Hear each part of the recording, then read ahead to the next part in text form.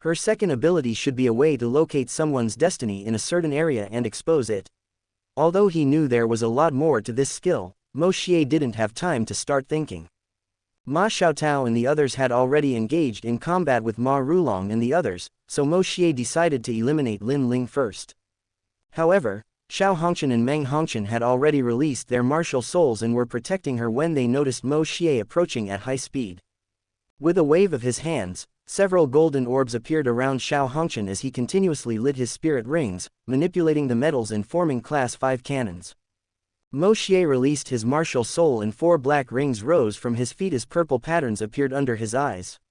Ignoring Xiao Hongqian's look of disbelief, Moshier activated his second spirit ring only to be restrained by a red thread in form of a chain and discover that his ability failed to hit Xiao Hongqian.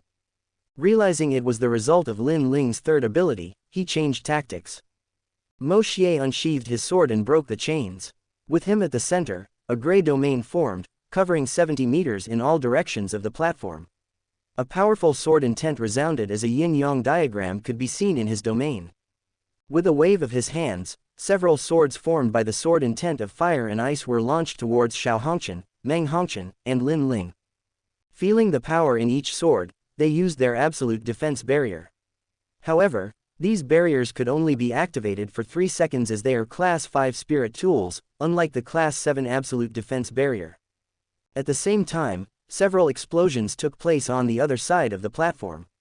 Ma Xiaotao and Dai Yuheng used their meteor showers respectively to combat the explosive power of their opponents' spirit tools.